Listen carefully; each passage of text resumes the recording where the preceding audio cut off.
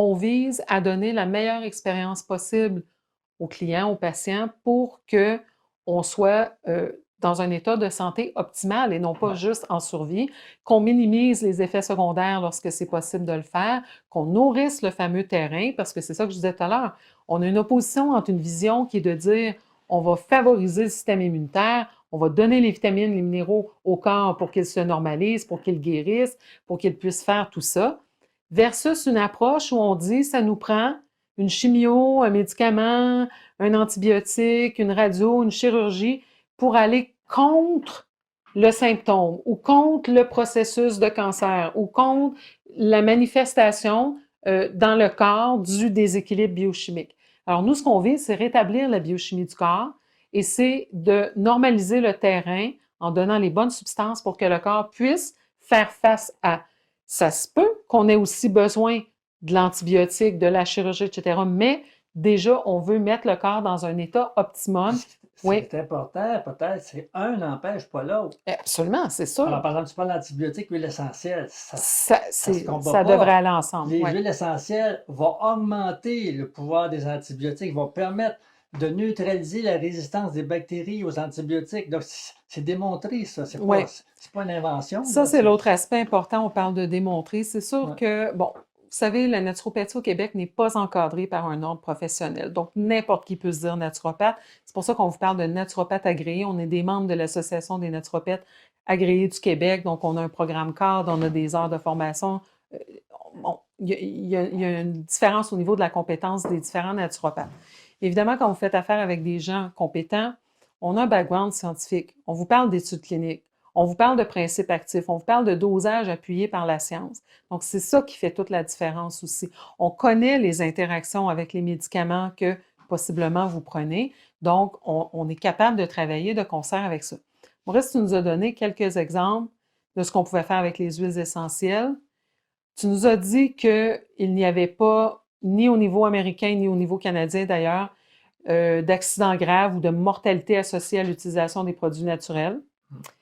Est-ce que tu as eu des expériences négatives? Bon, c'est sûr, là, on parle qu'on peut avoir de la difficulté à digérer une capsule, on peut avoir une petite réaction de rougeur avec un huile essentielle, mais je te parle d'accidents graves Non. au cours de ta longue Non. pratique. C'est le genre de truc qui peut arriver, c'est, par exemple, à un moment donné, quand j'étais à Saint-Lambert, j'avais un bureau, j'avais une secrétaire qui m'arrive à un moment donné, elle me dit: «Maurice», elle dit: «J'ai une otite, là, et puis, est-ce qu'il y a des huiles essentielles qui pourraient m'aider?» Alors moi, Sans faire un vrai dossier. non, c'est ça. Je prépare tu mélanges des huiles essentielles. Je dis: «Écoute, tu te frictionnes derrière l'oreille», puis en tout cas, j'explique comment faire. Le lendemain, elle m'arrive, elle avait l'oreille toute enflée. Elle était allergique. Alors, Mhm. ça, c'est un des principes de base que je discute avec En les élèves. C'est consultation. ça. Ouais. Les huiles essentielles ne sont pas allergisantes. Alors, le poids moléculaire des composants des huiles essentielles ne peuvent pas permettre au système immunitaire de réagir contre ça. Mais lorsque l'huile essentielle entre en contact avec la peau, Ouais. euh, selon les individus, ben, il y a des composantes qui peuvent se lier avec des protéines. Là, ça devient maintenant un allergène. D'accord? Fait que dans son cas, c'est ça qui est arrivé. Mais pas de problème. Tu arrêtes de l'utiliser, puis ça, C'est c'est ça. tout. Puis en temps normal, on l'aurait testé quelques En temps gouttes, c'est normal, ça. j'avais dit, ben, écoutez, avant de faire ça, à moi, c'est une urgence, là, tu t'en appliques sur l'avant-bras, dans l'autre, tu n'as pas d'inflammation, tu attends au moins 24 heures, même si tu vas attendre 48 heures pour être sûr qu'il n'y a pas de réaction retardée. Alors, surtout, c'est quand on sait qu'on est déjà susceptible d'avoir des réactions allergiques, parce que ça Oui. fait de l'asthme, de l'eczéma ou Des terrains allergiques qu'on a. ben Ouais. là, on mieux de vérifier ça. Tu sais, bon, Ouais. en tout cas. Mais s'il n'y a pas Donc, eu, jamais eu de non, vrais accidents. non, Malgré tout, non. il y a quelques années, En 2017, je en pense. 2017, tu as eu une poursuite de la part du Collège des médecins du Québec. Oui. Es-tu à l'aise de nous en parler? Ben oui, c'est public, il n'y a il y a pas de cachette là-dedans. Alors, premièrement, j'ai jamais eu aucune plainte contre moi De d'un ta client qui m'a clientèle. dit que j'ai fait du mal ou quoi que ce Ça, c'est soit. important. C'est difficile de faire du mal à quelqu'un avec Des des bonnes choses. vitamines ou des conseils Ouais, alimentaires. Bon, en ouais, tout cas, anyway. ouais, Bon. Alors, c'est une ancienne étudiante qui avait suivi le cours d'aromathérapie. ouais. Et puis, elle est venue me voir pour avoir des conseils à deux ou trois reprises.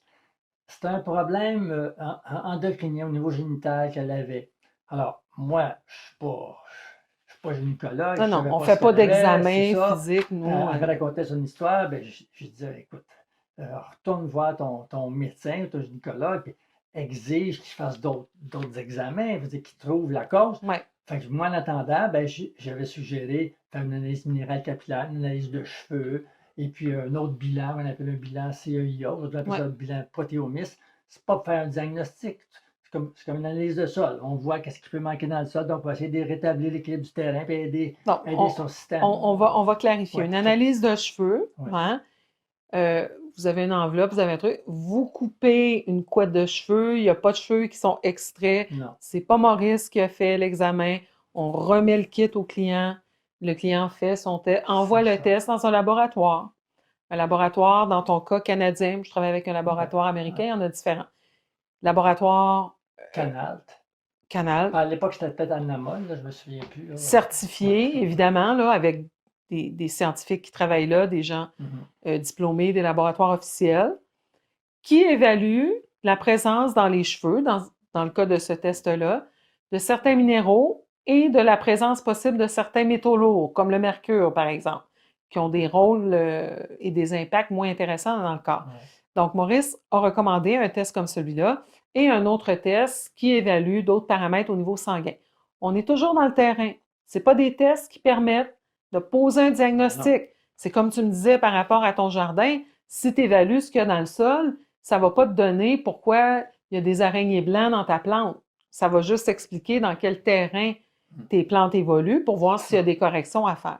Donc, c'est ce que tu as recommandé à cette personne-là. Jusque-là, pas de problème. Donc, elle retourne voir son gynécologue, et puis je peux juste imaginer qu'elle était furieuse, tu sais, de se faire passer de médecin en médecin, puis j'avais Avec trouvé les la cause. Ouais, délais et c'est tout ce ça. que ça implique. Hein. Alors, je peux juste imaginer, parce que j'étais pas là.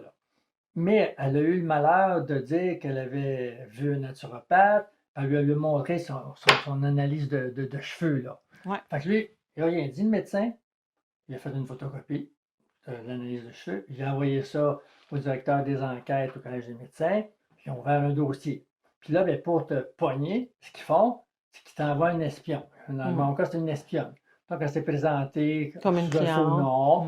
Elle disait qu'elle avait une allergie, une fièvre des foins, quelque chose d'assez banal. Là. Elle est venue consulter ici Oui. dans ton bureau.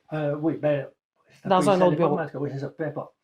Donc, moi, j'ai fait la même chose que d'habitude.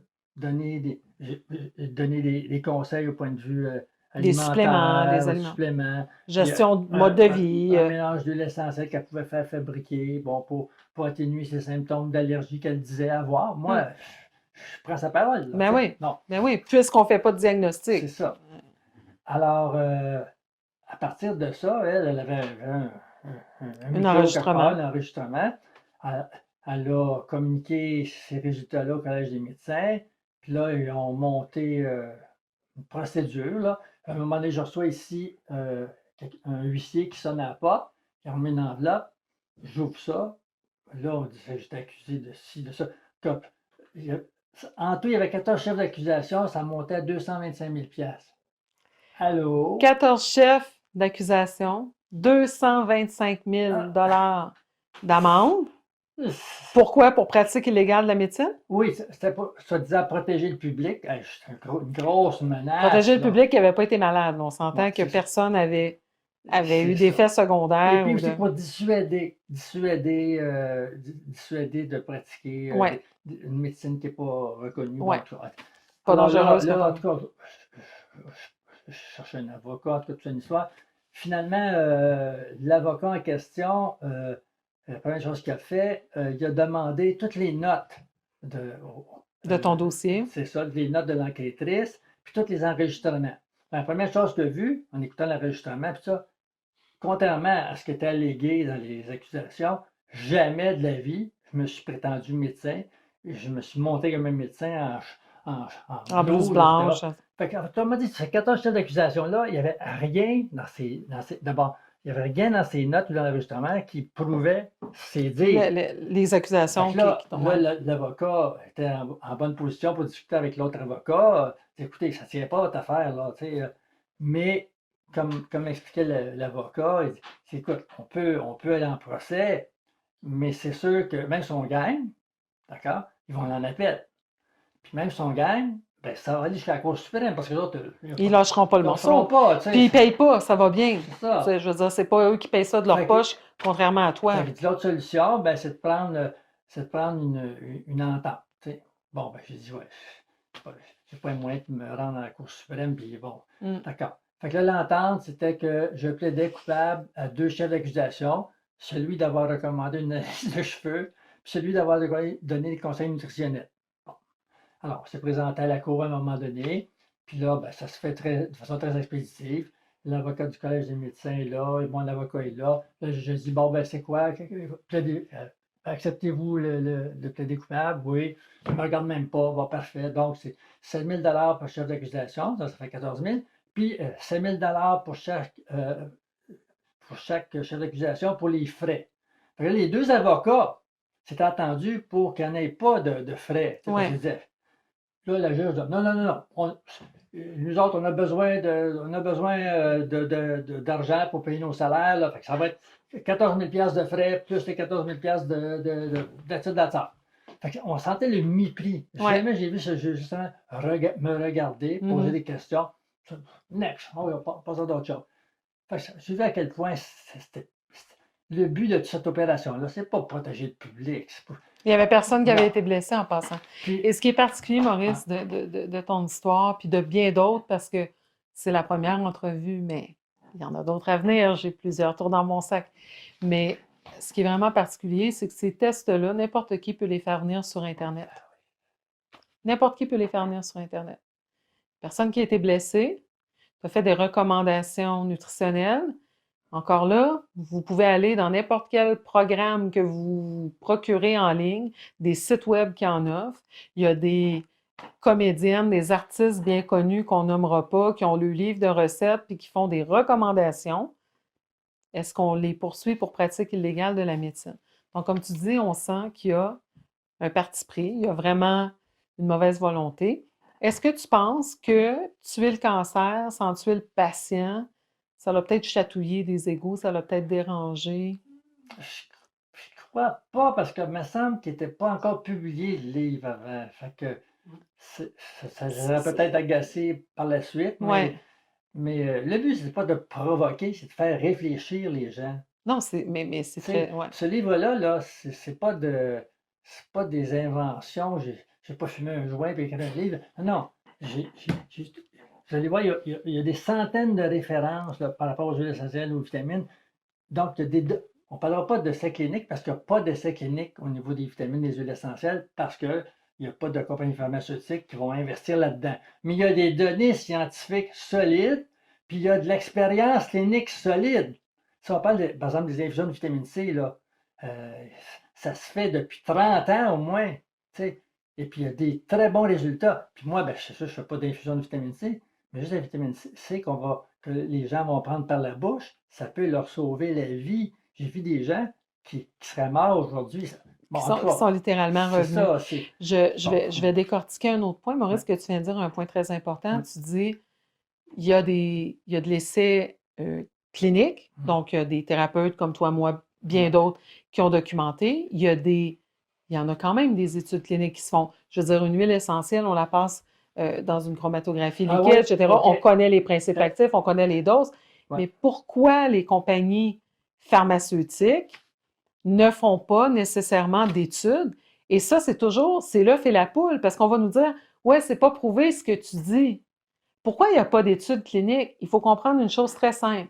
Lorsqu'une compagnie comme Pfizer ou AstraZeneca investit 500 millions dans des recherches cliniques, la manière de récupérer l'argent, ça s'appelle un brevet.